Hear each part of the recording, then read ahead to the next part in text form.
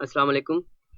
आज मैं आप लोगों को CS201 का सॉल्यूशन वाली फाइल के साथ आपको इसका सॉल्यूशन प्रोवाइड करूंगा और साथ में थोड़ा सा आपको कोड का फ्लो समझा दूंगा और क्या आप इसमें चेंजेस करेंगे कि आप नकल के ज़िम्मे में ना आए, यानी पैल्गरिज्म से बचने के लिए आप इसके अंदर क्या अमेंडमेंट करेंगे कि आपको ज़ीरो मार्क ना अवार्ड किए जाएं।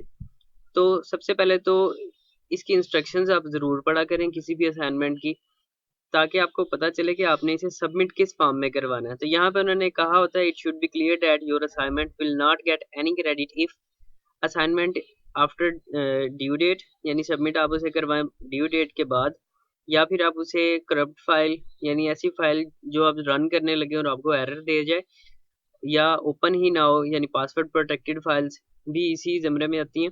और इसी तरह assignment is copied from internet या स्टूडेंट्स, यानी आपने किसी दूसरे स्टूडेंट की या इंटरनेट से हेल्प लेके कॉपी पेस्ट की है, तब भी आपको ज़ीरो मार्क अवार्ड किए जाएंगे। इसलिए आपने क्या करना है कि जो आपको मैं सॉल्यूशन प्रोवाइड करूंगा, इसमें आपने सैलरी के रेट को चेंज करना है और उसके अंदर जो उसने एक फिक्स किया हुआ रेट आप उसे तब्दील करके उसे दे सकते हैं, लेकिन आउटपुट आपकी जो आउटपुट आपको दी गई है वही आनी चाहिए। उसने कहा कि recommended tool to develop assignment, assignment को डेवलप करने के लिए डेव C++ आपको डाउनलोड करना पड़ेगा और इसमें अपनी असाइनमेंट बनानी है।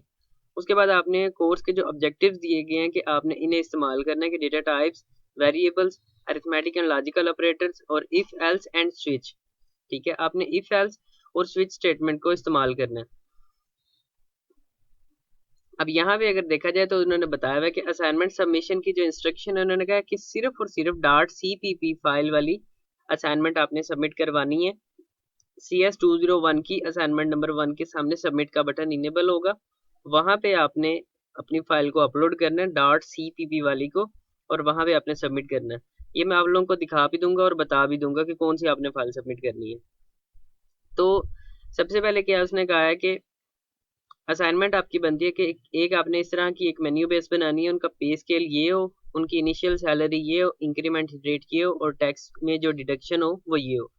ठीक है, तो यहाँ पे उसने कहा कि ये उनके कैलकुलेट करे, ये उनके ऊपर इंक्रीमेंट रेट लगाए और ये उनकी डिडक्शन करे।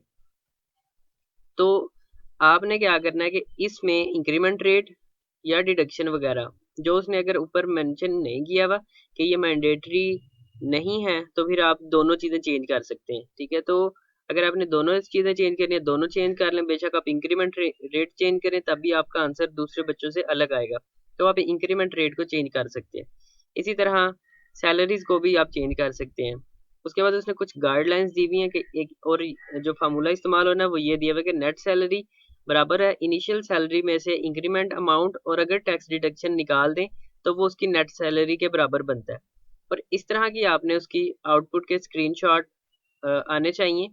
ठीक है, तो उसके बाद आपने क्या है कि उसके बाद स्क्रीनशॉट आपने उसका भी देना है कि इनवैलिड या कॉपी इनवैलिड चॉइस ऑफ पे स्केल फ्रॉम मेन्यू। ठीक है, ये भी आपने एक इसका स्क्रीनशॉट देना है।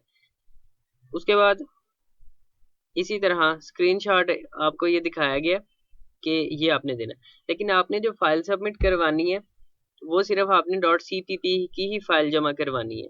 ठीक है, तो लेकिन आपके कोड के अंदर ये फंक्शनलिटीज को फुलफिल करती हो कि आपकी आउटपुट में इनवैलिड भी आए। ठीक है, जब आप गलत इनपुट दें, और उसके बाद अगर 1 2 3 4 आप एंट्री करवाते हैं तो फिर उनकी अमाउंट, सैलरी और डिडक्शन वगैरह वगैरह सारा आना चाहिए।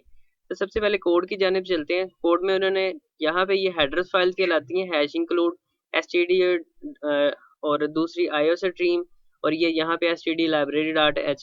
इसी तरह अगर आपने अपने कोर्स के कुछ लेक्चर लिए हो तो आपको ये पता होगा कि ये तकरीबन 65 लाइंस का कोड था जो हर प्रोग्राम से पहले लिखना पड़ता था, लेकिन अब ये उनका काम करती हैं। उसके बाद यहाँ पे उसने मेन में यहाँ पे उसने सारा कुछ ये सिर्फ शो करवाया हुआ है, और बाद में इसी को इस्तेमाल करते हुए यहाँ पे केस 1, केस 2 और केस 3 को इस्तेमाल किया। एक चीज़ आपने याद रखनी है कि ये कोई भी प्रोग्रामिंग लैंग्वेज है वो तकरीबन सारी ही केस सेंसिटिव होती हैं।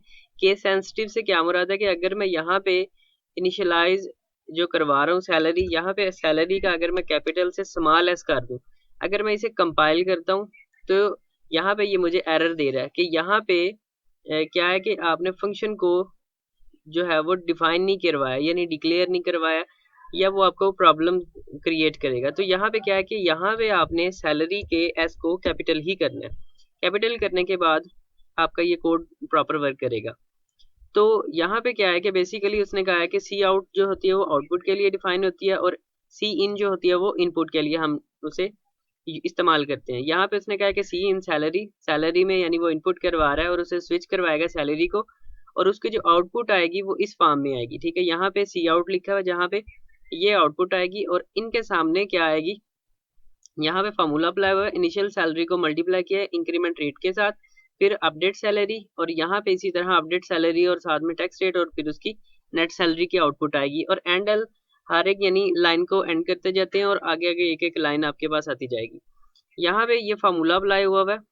ठीक है, और ये इंक्रीमेंट रेट, इंक्रीमेंट रेट आपने किस तरह निकालना है, इनिशियल सैलरी तो उन्होंने दी हुई थी, आप इसे भी चेंज करेंगे, और साथ में आपने इंक्रीमेंट रेट कैसे निकालना है, वहां पे चूंकि परसेंटेज में दिया हुआ था, तो आपने इसे क्या करना है कि इसे तब्दील करने के लिए क्या करते हैं, आपने यहाँ पे अगर देखें कि 20% है, तो आप 20 को 100 पे डिवाइड करें। ठीक है, 20 डिवाइडेड बाय जब आप 100 करेंगे तो ये आपके पास आता है 0.2, यानी आप 0.2 से मल्टीप्लाई करेंगे तो वो आपके पास 20% का ही रिजल्ट आएगा। तो आपने यहाँ पे 0.2 लिख लिया। ठीक है, उसके बाद सारा इसी तरह कोड एज इट इज रहने देना। इसी को फिर यहाँ से ले गए यहाँ तक कॉपी किया, कॉपी करने के बाद केस 2 का नाम दिया उसे, और केस का भी सी आपने स्मॉल ही रखना है। अगर आप ऊपर उसे डिफाइन करते हैं कि ये कैपिटल लेटर जहाँ पे ऊपर आपने कैपिटल देने, नीचे भी वहां पे आपने कैपिटल ही देने, वहां पे स्मॉल लेटर नहीं इस्तेमाल करने। इसी तरह फिर केस 2, केस 3 और केस 4 है। तो आउटपुट इनकी चेक करते हैं। सबसे पहले तो आप इसे अपने प्रोग्राम को या कोड को कंपाइल करते हैं। कंपाइल करने के बाद अगर आपको कोई एरर नहीं मिलता, ठीक है, या वार्निंग भी नहीं मिलती, फिर आप उसे रन करें। रन करने के लिए F10 भी आप प्रेस कर सकते हैं। उसके बाद क्या है कि यहाँ पे उसने कहा था कि इंटर करें 1 2 3 4। ठीक है, तो ये यहाँ पे उसने स्टेटमेंट में बताया हुआ है कि पे स्केल, और ये इनकी इनिशियल सैलरी, और यहाँ पे उसने कहा है कि ये 1 2 3 4 ये वाली वो इनपुट बनती है। उसने कहा सिलेक्ट ए पे स्केल फ्रॉम द मेन्यू, पे स्केल आपने अब सिलेक्ट करना है मेन्यू में से अगर हम लेट से 1 सिलेक्ट करते हैं और इंटर प्रेस करते हैं तो हमारे पास ये आउटपुट आएगी। इसी तरह अगर हम यहाँ से देखें केस 2 में, केस 2 की सैलरी हमारे पास ये बनती है, उसका इंक्रीमेंट रेट ये बनता है। तो अगर हम इसे रन करें, रन करने के बाद अगर हम 2 प्रेस करके इंटर प्रेस करते हैं तो यहाँ पे हमारे पास आउटपुट आती है, और इसे अगर हम मैच करें तो यहाँ पे हमारे पास रिजल्ट जो है बिल्कुल सेम आएगा, क्योंकि हमने परसेंटेज भी वही रखी है और साथ में जो है इंक्रीमेंट रेट भी वही रखा है जो कि इसमें प्रॉब्लम स्टेटमेंट में बताया गया था। तो आप इसे चेंज करके आप इसे यूनिक बना सकते हैं। तो यहाँ पे इनिशियल सैलरी और इंक्रीमेंट अमाउंट सैलरी और टैक्स डिडक्शन और नेट सैलरी बिल्कुल जो है वो सेम है। उसके बाद एक चीज़ हमारी सिर्फ रह गई है इसमें कि हमारे पास ये वाला रिजल्ट कब आएगा, सिलेक्टेड चॉइस इज इनवैलिड। तो इसे अगर आपने देखना हो तो इसके लिए आपने क्या करना है कि जो एंट्रीज आपने ऊपर दी हुई हैं 1 2 3 4, इसके अलावा आप कोई भी अगर एंट्री पुट करते हैं तो ये आपको रिजल्ट दे के सिलेक्टेड चॉइस इज इनवैलिड। तो इतना सा ये काम था CS201 का। अब ये मैं आपको बता देता हूँ कि आप इसे डाउनलोड कहाँ से कर सकते हैं आउटपुट वाली फाइल को। तो उसके लिए आपने क्या करना है कि आपने इसका मैं आपको लिंक दे दूंगा डिस्क्रिप्शन में, मेरी ही व्लॉग है, इसके ऊपर बहुत सा मटेरियल आपको मिल जाएगा। असाइनमेंट क्विज, कुछ लेटेस्ट क्विज हैं, कुछ व्हाट्सएप के ग्रुप्स हैं और बहुत कुछ है, आप इसे चेक कर सकते हैं। अब असाइनमेंट 1 के ऊपर यहाँ पे असाइनमेंट 1 के ऊपर जो ही क्लिक करेंगे ये आपको एक पेज के ऊपर रीडायरेक्ट करवा देगा। रीडायरेक्ट करवाएगा, यहाँ पे प्रॉब्लम की स्टेटमेंट भी बताई हुई है, और उसके बाद यहाँ पे ये सोल्यूशन के साथ 2 स्क्रीनशॉट कोड के, और साथ में यहाँ पे आप यूं ही क्लिक करेंगे click here to download solution file. जब आप डाउनलोड के ऊपर क्लिक करेंगे ये आपको यहाँ पे ड्राइव का लिंक एक ओपन हो जाएगा। यहाँ से इस कोड को आप सारे को कॉपी भी कर सकते हैं, या इस सिंपल इस यहाँ पे डाउनलोड के ऊपर क्लिक करके और इसे आप डाउनलोड भी कर सकते हैं। ठीक है, डाउनलोड करने के बाद ये .cpp की ही फाइल होगी, इसे आपने ओपन करना है। ओपन करने के बाद यहाँ से इस कमेंट को हटा के आप अपनी स्टूडेंट आईडी लिख सकते हैं। ये डबल स्लैश जो डालते हैं इसका मतलब है कि कमेंट, ये कोड के अंदर आप सिर्फ इसे देख सकते हैं, ये कोड के अंदर आप आउटपुट के अंदर नहीं आता, इन्हें कमेंट कहा जाता है। ठीक है, यहाँ पे आप अपनी स्टूडेंट आईडी लिख लें, उसके बाद आप इसे सबमिट करवा सकते हैं .cpp की ही फाइल के अंदर। ठीक है, .cpp जिसके साथ होगा डेव का छोटा सा साइन होगा, आपने वो वाली सबमिट करवानी है। उसके बाद क्या है कि जो सॉफ्टवेयर है वो भी आपको इसी साइट के ऊपर मिल जाएगा। वो आपने कहाँ से डाउनलोड कर लेना है, मिक्स्ड कलेक्शन के ऊपर आप क्लिक करेंगे, यहाँ पे सॉफ्टवेयर और ये वीडियो रिलेटेड पे यूं ही क्लिक करेंगे तो आपको यहाँ पे सॉफ्टवेयर कुछ मिल जाएंगे। यहाँ पे ये डेव C++ है, इसके ऊपर क्लिक करेंगे, ये आपको रिडायरेक्ट करवा देगा और यहाँ से आपने डाउनलोड के ऊपर सिंपल क्लिक करेंगे तो आप इसे डाउनलोड कर सकेंगे। उसके बाद जब आपके पास ये फाइल डाउनलोड होगी तो आपके पास ये इस फॉर्म में होगी कि ये आपके पास फाइल एक डाउनलोड होगी डेव C++ की। ठीक है, तो आपने इसे ओपन करना है और इसके अंदर ये फाइल जो है डेव C++ के अंदर ऑटोमेटिकली ओपन हो जाएगी और वहां से आपने इसमें चेंजेस करनी है। ठीक है, तो आपने यहाँ पे चेंजेस कर लेनी है, यहाँ पे ये हटा के अपनी स्टूडेंट आईडी लिख लेनी है और डबल स्लैश को आपने रहने देना है। ठीक है, यहाँ पे आपने अपनी जो भी बनती है वो आपने अपनी आईडी लिख लेनी है। लिखने के बाद आपने इसे कंट्रोल S से सेव करना है और इस फाइल को सेव करके आपने इसे ही सबमिट करवाना है। इसके साथ एक इसकी एक्सटेंशन फाइल बनती है, ये नहीं आपने सबमिट करवानी। ठीक है, तो आपने सिर्फ ये वाली फाइल जिसके ऊपर CPP लिखा हुआ है ये वाली फाइल आपने सबमिट करवानी है।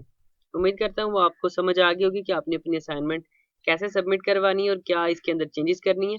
फिर भी आपको जो चीज़ ना समझ आए आपने मुझे कमेंट सेक्शन में कमेंट करना है, मैं आपको वहाँ पे इसका जो इंशाल्लाह बेहतरीन हल होगा वो बताऊंगा। तो मिलते हैं इंशाल्लाह नेक्स्ट वीडियो में।